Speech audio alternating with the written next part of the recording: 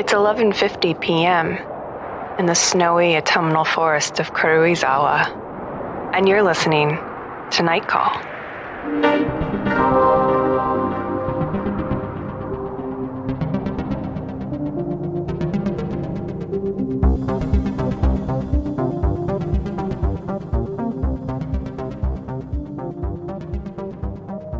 Welcome to Night Call, a podcast for your strange days and lonely nights.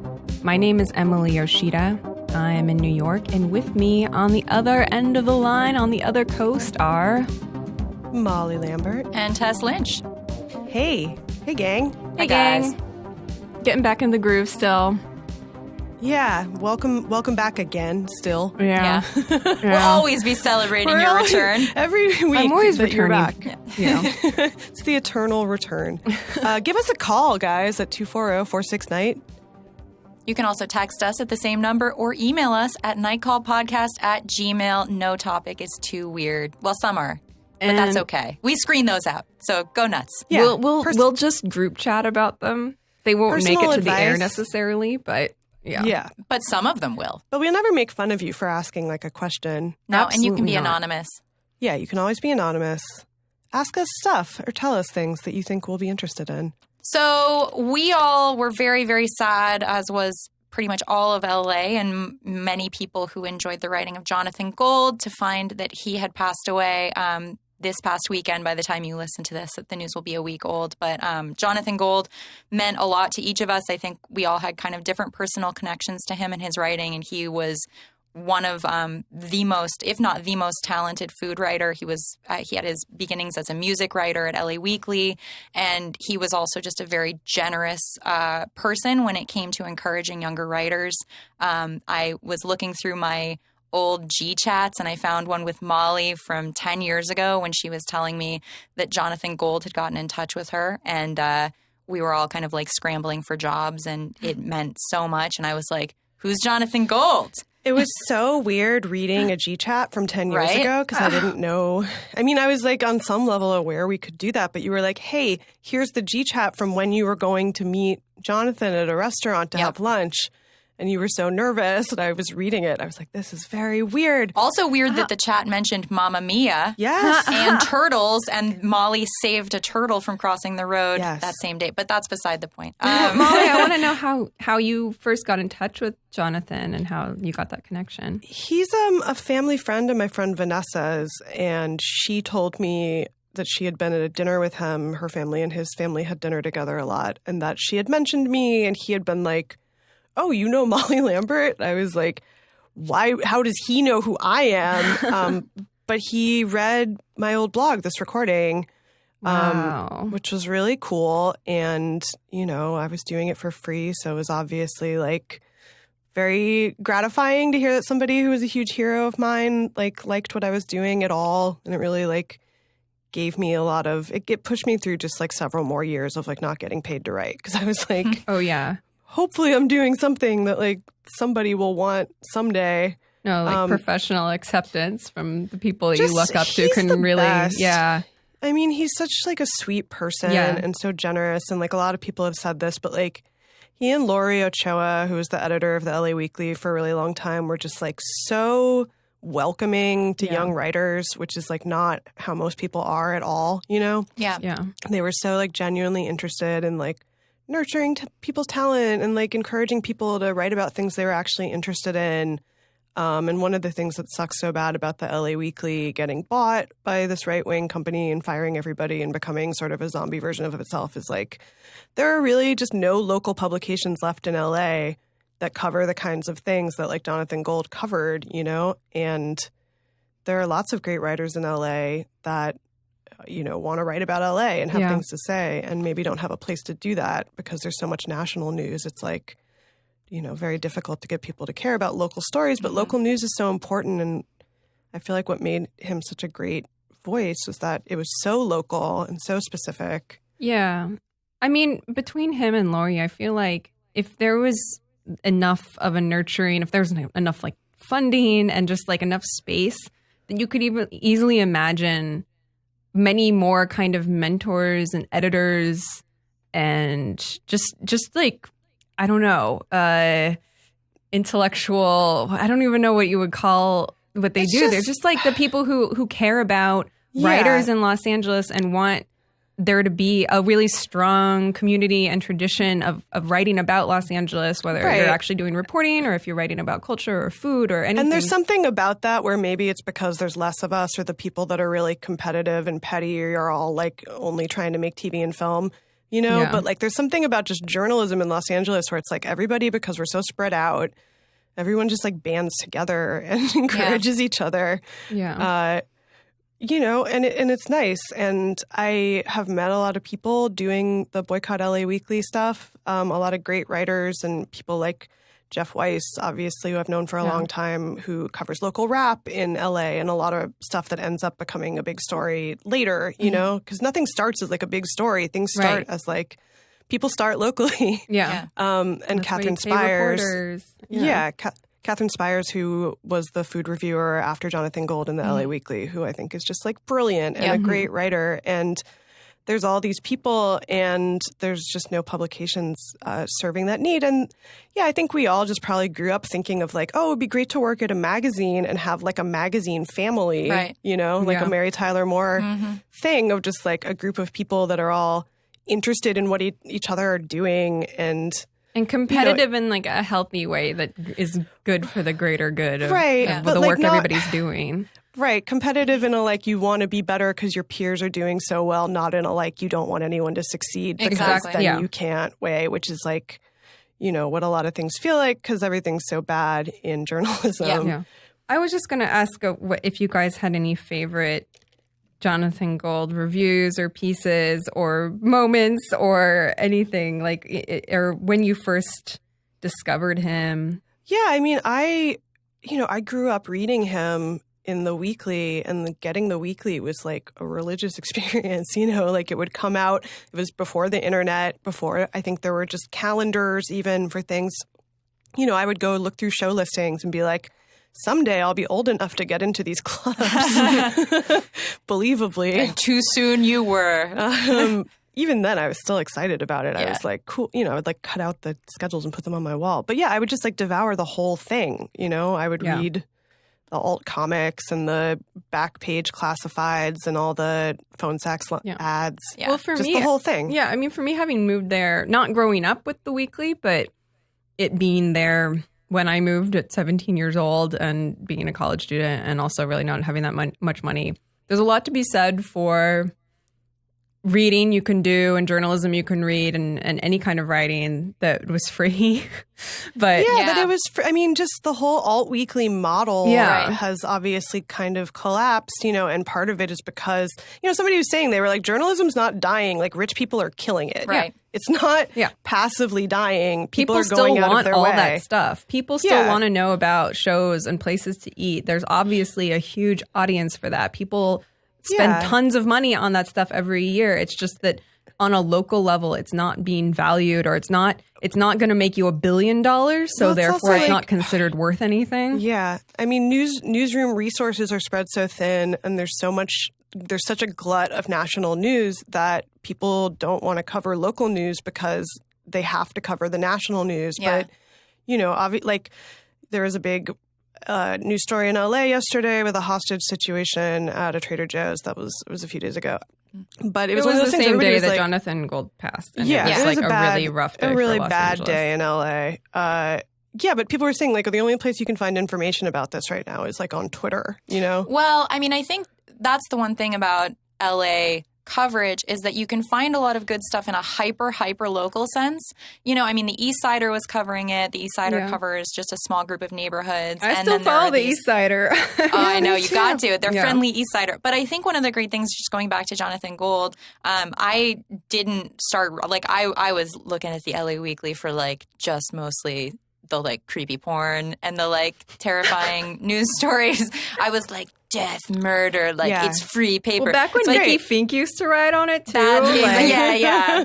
Those are my stops. But after Molly was like, oh, you know, Jonathan Gold emailed me, I looked him up and I was like, this is amazing. So I came to him kind of late. It was only 10 years ago. But I mean, I think one of the best things that he did was to push you out of your neighborhood and out of, you know, your regular haunts and to, you know, I probably wouldn't have gone to the San Gabriel Valley 10 years ago to just be like, oh, I just want to try like this little restaurant. It's like a 40-minute drive. I'm just going to go and try it, or like going, you know, driving to Encino and like, you know, taking the time to kind of like find these places that he would recommend. Oftentimes I thought he was wrong. I'm just going to say it. I was like, I'm not feeling this. You're not going to have the like blood cubes or whatever. Not going to have the blood cubes. I think I even can blame him for pie and burger, which I love pie and burger. Everyone does but me. But look, it's my hill to die Pie on. and burger is one of those places I only know it because of Jonathan Gold, and I've never eaten there, but I'm just like, that's like, I know that name because of him. Like, well, you would like the vibe anyway because it's really Twin Peaks. The vibe is great. Yeah. But I don't think. I mean, I was saying, like, coming there as a newcomer to the city, but not having a lot of money, and just like, also not being honestly that psyched about Los Angeles when I moved there. How the tables have turned. I've told you guys, you know, like I thought that I was going to move to New York and I was going to go to film school in New York, and that did not end up happening. I ended up coming to LA instead, and so I definitely had a period of like,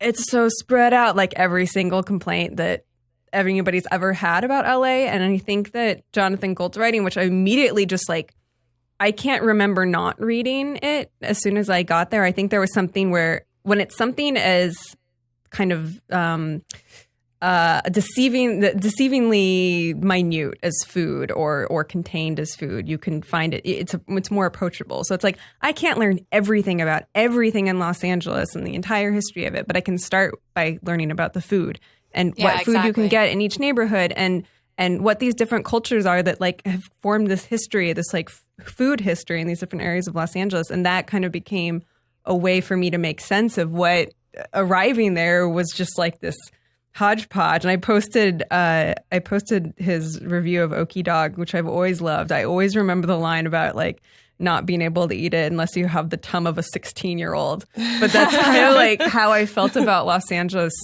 moving there. It's like, it was so overwhelming. I ate so much junk food and horrible stuff like Okie Dog and every single hot dog in Los Angeles, I think, at some point. And kind of found a way to find the joy and being like overwhelmed by the unfamiliar. Yeah. I mean, again, it's like he and I talked about it because we were both locals. And it's like one of the things I loved about the way he wrote was that he didn't write about Los Angeles to address like he didn't write about it in a way that's like for people who don't know, or he wasn't like trying to convince you that it's good. He's like, everybody who lives here who's like a regular person knows it's good. It's only people who come from other places and like tell us what they think it's like in an annoying way. It's like, yeah, we know there's a lot of like people who want to be actors, but there's also a lot of people who are just like regular working class people who live all over Los Angeles, and food is like a way that people, you know, bond and socialize. Well, speaking of that, people use food. Can I just say something really hatery really quickly?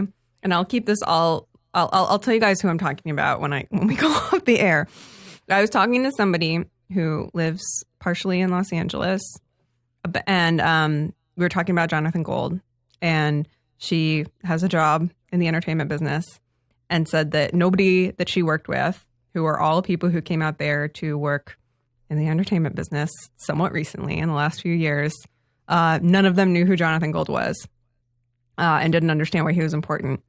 And this is just like, again, like he contains this microcosm of every single problem or thing that is in Los Angeles, because that just made me feel like if you don't know who Jonathan Gold is, like you don't care about living in Los Angeles. I feel like especially being a privileged person with an entertainment industry income, you're not going to find out about, like, you're not going to go and read some of his old columns or something. Like, I feel like a lot of rich people who move to LA aren't interested in participating, discovering LA or participating. They just want to turn it into like what they want it to be. Which is why then when like the hills are on fire and they're like, we didn't move to New York for this, I'm always like, go home. Go back. Don't come here. Don't come here. Yeah. But also don't come here. We're full. Exactly. Yeah. Okay. Emily, Let's can take come a night back. call. Let's take a night call. Gotta take a night call. About food. Yes. Hey, night call ladies. It's 8:44 p.m. in hot Austin, Texas, and I've got a question for you. My name is Maggie, and I just found out what mukbang is. Mukbang. It might be mukbang. And I want to know what you girls think of it, because I think it's horrifying. And I also feel that it's a tool that anorexics could use to, essentially get their fix without eating food. Yeah, so if you guys can weigh in on mukbang or mukbang, I appreciate that. Okay, thanks. Bye. Had you guys heard about mukbang or mukbang before? No, I had not. But I've heard of I feel like eating feeder, videos. or feeder porn. Yes. I want to say first, I don't think that it would be something that you would use for eating disorders, because doesn't seeing someone eat just make you want to eat? Like when people see someone smoke on screen, it makes them want to smoke. It doesn't make them go got So you're saying it's not thinspo? No. Right. It's like the opposite It's of like the thinspo? opposite. Yeah, I think when I saw that before I looked it up, I thought that she was talking about one of these kinds of calorie-free noodles that you can get. Yeah, me too. Zoodles. Oh, yeah. And I was thinking it was like that kind of thing that just fills up your stomach, but no, it's so. Can somebody People explain this? eating a grip of spaghetti right on camera. and it's streamed live too, right? And people, but it's not competitive eating. It's just people doing a live stream, a Twitch of them eating. Well, on the Wikipedia, it says that the hosts call themselves BJs, broadcast jockeys, and they interact with people who are watching the broadcast through chatting. BJs sometimes claim to be the audience's avatar and will exactly follow what people ask them to do. So in that sense, I kind of could see someone with an eating disorder be stuff yourself, eat pizza. I could see that. Well, that's feeder porn, right? It is feeder porn. I mean, is everything that involves live streaming yourself a form of camgirling? I mean, how far do you want to stretch the definition? I mean, I think it's not how is it different from somebody being here's me playing video games, watch me play video games, which tons of people watch. Right, yeah. I mean, I Which is remember so when weird. I was when I worked at a camera store, and one of my coworkers would borrow the cameras on the weekend to help his friend shoot these videos. I think he did some for Suicide Girls, which dates this, but where it was just videos of girls smoking. That was it. Okay, well, that's a fetish. So I'm sure there's people who have a fetish for girls eating, but this doesn't even sound like it's just hot girls. No, it's just random No, it's just people. whomever. They said it was for people who live alone and are lonely and want to feel like they're sharing meals with somebody. Right. I mean, to be fair, when I was in college and I was living by myself, which was great, but I would cook and then I would eat. And I was it felt like I had to either be watching TV or on the internet, because you're it's kind of weird to just sit and focus. It's too much focus. So I could see how if you just set it up a bunch of people eating with all their webcams, just we're all sitting down eating, having a virtual potluck. I think a lot of people also just like to have that sort of parasocial company if you are alone, which is why people leave the TV on. Right. That's why people That's why Twitch is so popular. It's also people like podcasts. Exactly. Y'all. Hey. It's that thing too of being they are speaking just to me, and Right. then But we are This will speaking also just come up. to you. We This are will speaking come to up you. again in our final topic for today. I was too. gonna say, Yeah. but but when we were doing Girls in Hoodies, we would get some super creeps who would just be I like your cough. Do you remember that? Yeah. People who were I like it when you clear your throat. And I was ugh, don't like that. Those were all the YouTube comments, though. Yeah. That's the things where you're wonderful nature I didn't even of- know you could sexualize somebody sneezing, but of course you can. So I wouldn't be surprised if people were into eating videos for reasons other than just wanting to have a friend to eat with. I think biological functions can be really big triggers for people who don't have a lot of really intimate time with other people. If you're not in a close relationship with somebody or living with your family, I think that sometimes hearing, if you happen to be standing in a train or something and you hear somebody cough or you hear somebody sniffle or something, sometimes it can be alarming because you're just oh my God, I haven't heard another human sound in a second. Right. I think especially in bigger cities too. In college, there was this girl who wrote an op-ed for the paper that was called "Touch the Loneliest in Most Abstract Sense." What? Well, we'll talk about that after the podcast, Molly. I always think about it. It was like, a girl's like freshman year essay about like sometimes you just touch someone's hand and like, isn't it weird to touch someone? I totally agree. I'm not a fan. No, she was saying you crave it so badly that then when you get it, you're like, why can't I have this? Today's episode is sponsored by Songfinch. Songfinch is a personalized gifting company that brings stories, feelings, and memories to life through one-of-a-kind songs. With personalized songs starting at $99 and delivered within 7 days, their community of professional songwriters will handcraft the best gift you can give. So I don't know if you guys remember, but Molly and Emily and I got to make a song with Songfinch a while ago, and I think I can say that it remains maybe like one of the best online buying experiences of our lives. Yeah, it's the best service anyone's ever used. I've recommended it to so many people because I don't feel like there's anything like it. I've listened to our song probably 100 times. Yeah, it's such a good gift idea because it's very funny and you can listen to it again and again. It's funny and good. And I mean, that what we asked for was something that was like funny, casual, and silly. But I can imagine, going all sorts of other directions. Yeah, with they'll it. really, whatever you want, they will do for you. You basically give some information about what kind of song you want, either for yourself or for a gift, for a friend. You can give names, information. You basically work with this songwriter to make you a personalized song, and then it lives on its own URL on the Songfinch page, so you can download it, visit it whenever the tide pulls you there. You can read all your lyrics, learn about your songwriter. Our songwriter was really, really cool. And we're going to play a clip from our song in a minute so you guys get a sense of how awesome it is. But yeah, they have a bunch of different options. The foundation option is $99. But so today we are offering our listeners $20 off their personalized song from scratch. There are a bunch of different options on Songfinch. So the personalized song from scratch is what we chose.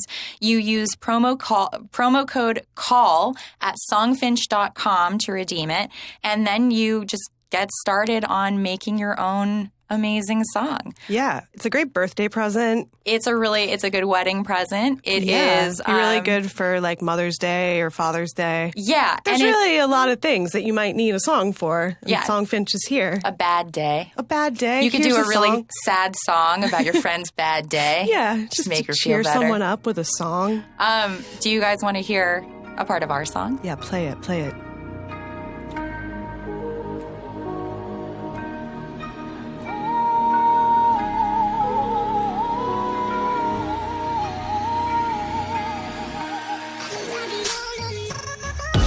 Like we never left, like we never left, like we never left, like we never left. Now you tuned into the best. Now we tuned into the best. With the night call, with the night call.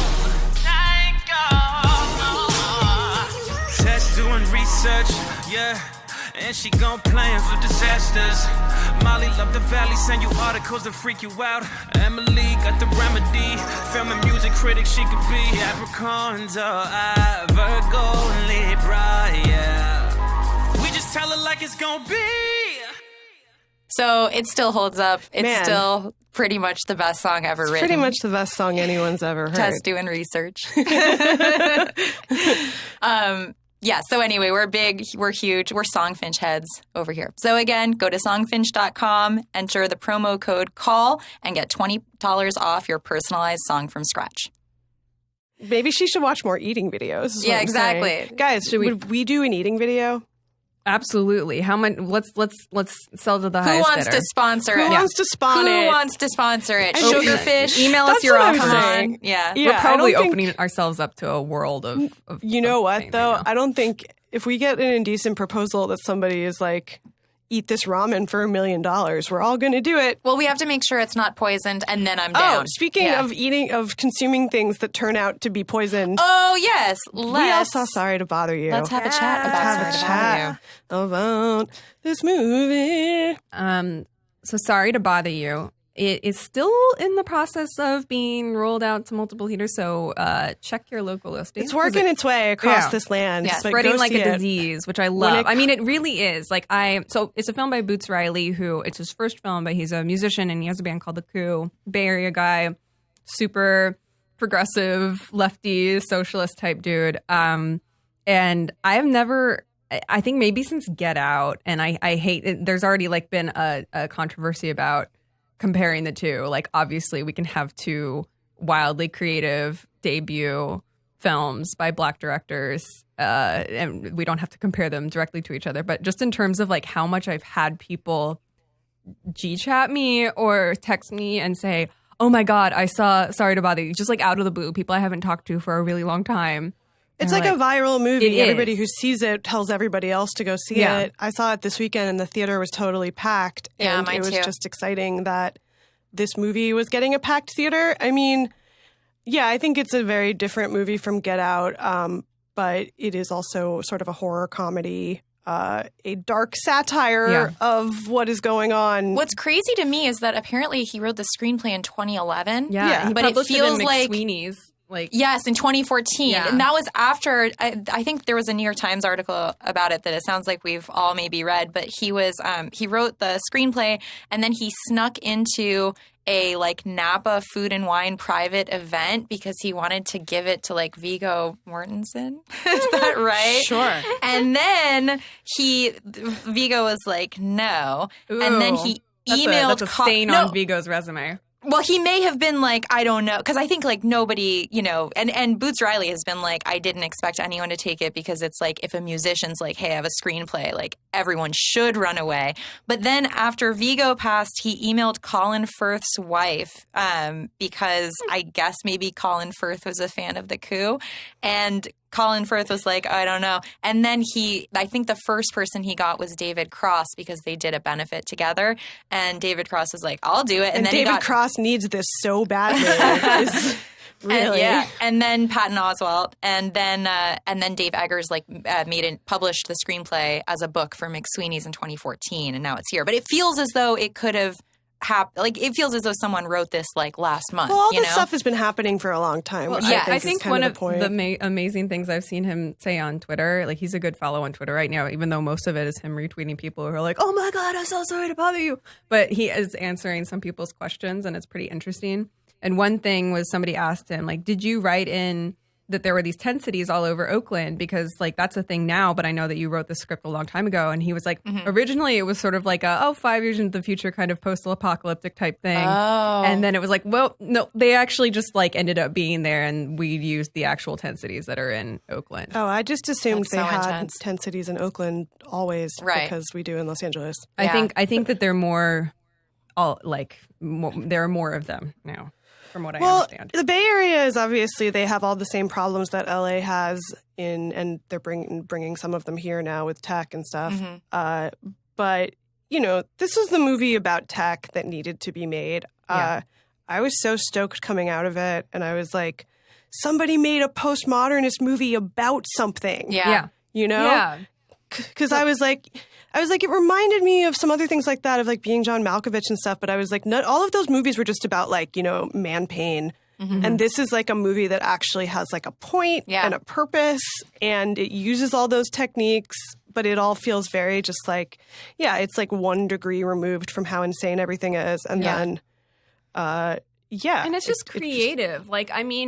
It's really, I think pulling off the thing where you do have a point to make and you are making a statement, and a very political statement, but also being really creative and funny. Funny and like staying light on your feet and continuing. Yeah. That's like a hard thing to pull off, I think. It's a super hard thing to pull off. I mean, all the performances are so great. I love Tessa Thompson. I would So watch her much. in anything. Oh my God. I think the best line in it is when he's introducing her. Her name is Detroit, and they were like, the other people in the car are like, Detroit, and she's like, my parents wanted to name me something that sounded American, And I was like, wow, that's just perfect. And obviously all of the names are puns. All the names are good. Isn't there also at some point in like a propaganda video, it's like directed by Michelle Dongri. Michelle Which Dongri. there's like all these Claymation Easter eggs. propaganda video. Yeah. That too felt like sort of like it was like like just a huge leap forward for that kind of like postmodern jokey. Exactly. Everything's, movie. Yeah. But I about feel like something. Yeah, I feel like we shouldn't give too much away. I saw somebody tweeting the other no plot points. The other day there was like, what's the expiration date on talking about the ending of Sorry to Bother You? Because it does have an insane ending that I somehow managed to partially forget until the trailer started coming out for its theatrical release. Because I saw this at Sundance, and then I was like, I was totally. I mean, it was one of my favorite films there, obviously, and I remember a lot. Like there was kind of a muted reaction among not everybody. I mean, a lot of people there were very stoked on it, but there were a lot of people who are like, it's too much for me. And I'm like, I feel like though, like we want this much stuff. Yeah. But I had kind of, for whatever reason, I guess just time, like forgotten or made myself forget about the ending of it. And then I remembered it a month before and just started laughing to myself because it's so insane. I was like laughing my brains out the whole movie, and not just because when I first walked into the theater, they were showing the trailer for A Star Is Born, and I went like, ha, which is like, I can't wait for that movie. I don't know what no, you guys me are neither. talking I was about. just laughing through the. I know the trailer's just amazing. I hadn't seen it big, and I was just laughing so hard when Bradley Cooper shows up looking all Chris Christopherson. But yeah, everybody should go out and see Sorry to Bother You. Everybody go see it. It's also a real. I mean, I rarely go to the theater to see movies on opening weekend. Yeah, and this I was very glad I did because it was great to see it with a crowd, and everybody should go see it. And then send us your night calls about it. Don't leave the theater right away. Yeah. Because that happened in my theater. And I was like, no. Yeah. Don't do it. I hate to have to say that Armie Hammer was amazing. He was. Why do you he's so great. I know, but he's been difficult. And then I was like, God damn it, he's perfect in this. He was. Yeah. Speaking of group experiences, Emily. Speaking of having a TV family that you feels as real people, I wanted to talk about Terrace House before I left because I had just gotten into it and was like, what is this thing that I've been watching? And it's your Vanderpump Rules. It kind of has become that. I feel like it's my Made in Chelsea for you. It's a little chiller than Vanderpump Rules. I think Vanderpump Rules definitely has more of like a that it's got that cokey glaze on it. Yeah. People yell at each other. Made in Chelsea is like people are very polite because they're so posh and British. They would never like raise their voices, you know? So even when they're being very mean, they're like, you're a cunt, in it. No, they would never say in it because that's not posh.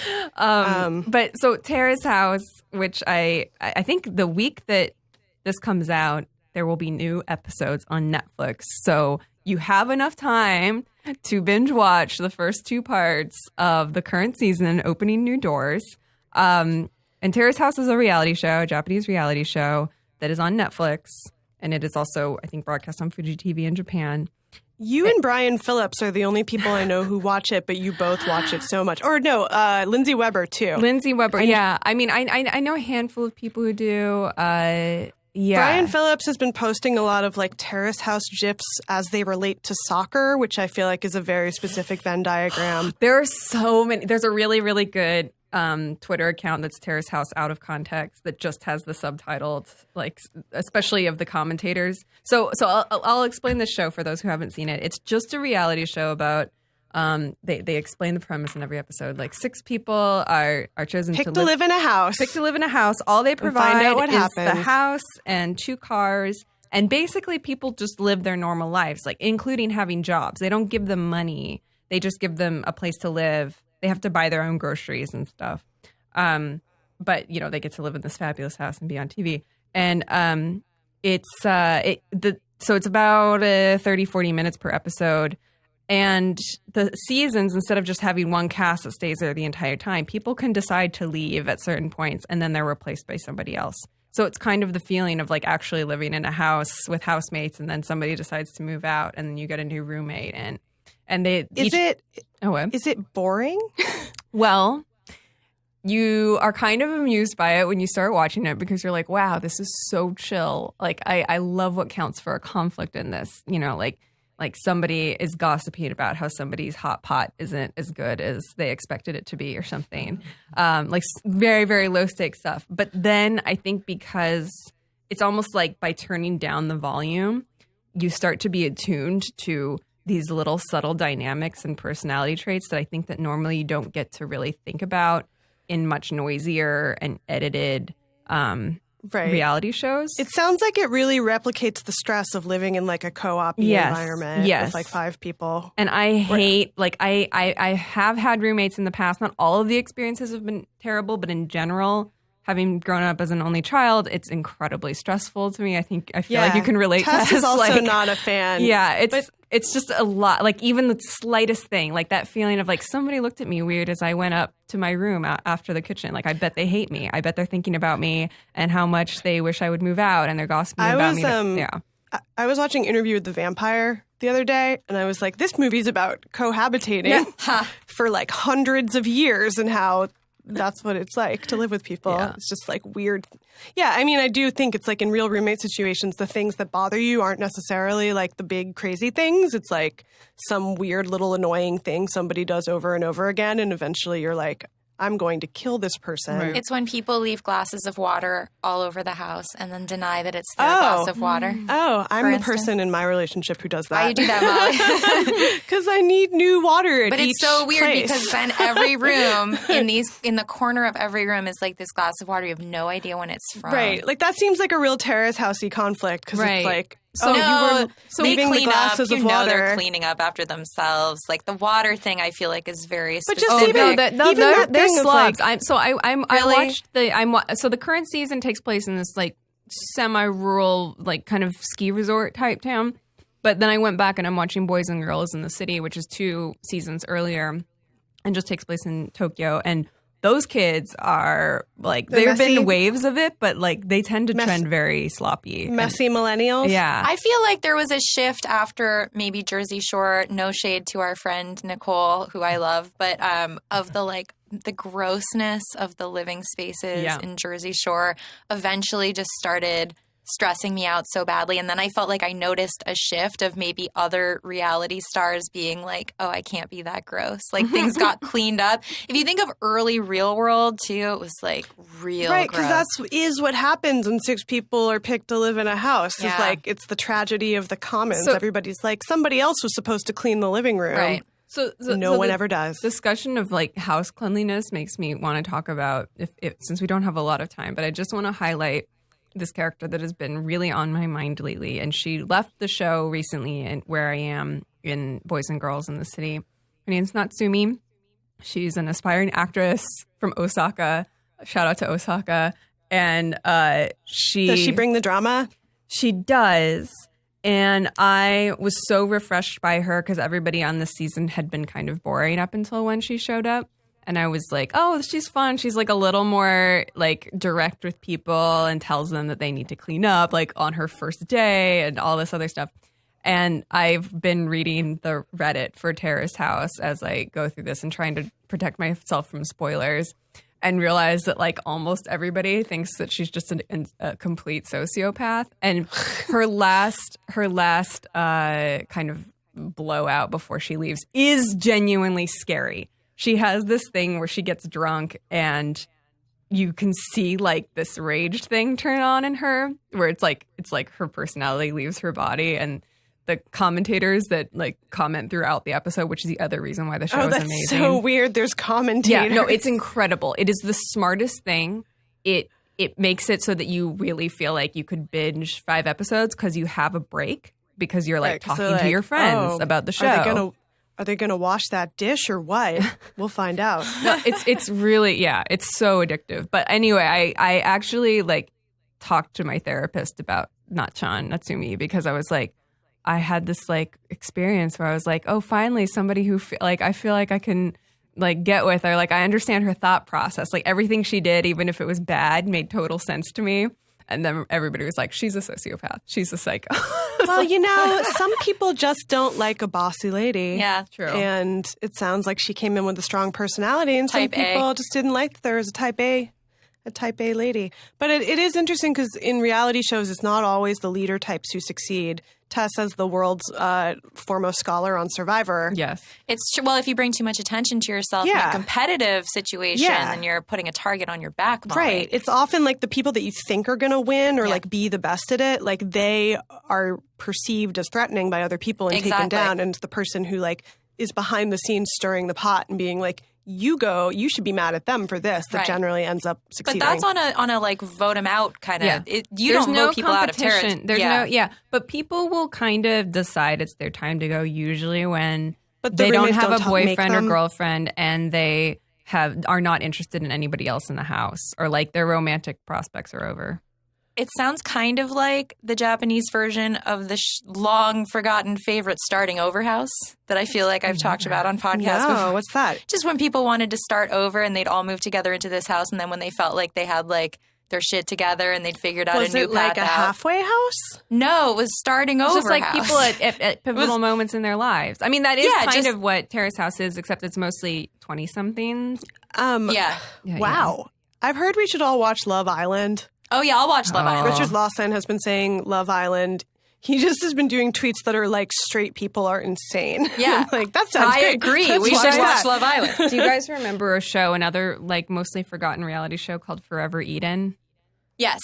Tess knows all about this. I didn't watch much of it, but there's still a seed of whatever it was lodged That was into like my Terrace brain. House in that it like kind of theoretically never ends. Like it just keeps, I mean, it did end because it wasn't very popular. Nobody watched it. But the premise was that it would just keep going until everybody found love and hooked up. You know, I was a big fan of Utopia. Utopia too. And when they canceled Utopia, I was like, I hope they just keep living on this commune. And then we find them like 20 years later and they've just made a society outside society. You guys, we have to wrap it up, but I'm thinking that because we're talking about this, that we should ask our listeners to be our callers and call 240-46-NIGHT with your favorite reality shows. Whether or not there could be a reality show that goes on forever, and whether if or you not watch, Natsumi is a sociopath. and I was going to say if you've watched Terrace House, is Natsumi a sociopath? Oh, and what you would like to see us eat and for how much money. Yeah, mukbang. We're taking bids. We're taking bids on the mukbang. I don't like blue cheese or olives, so those are off the table. Molly doesn't eat meat, but she will eat fish. I don't know what Emily dietary restrict. You don't like cheese either, Emily. I can't have cheese, but everything else is pretty much on the table. Everything else is okay. All these rules are off the table if the price is high. If the price is right, we can throw it all at us. Thank you so much for listening. You can give us a call at 1-240-46-NIGHT with your night call. Follow us on Facebook, Instagram, Twitter. And thank you, as always, to our producer, Ben Hosley here at Audio Yes, thank you, Boom. Ben. And we'll see everybody next week. See you later. Bye.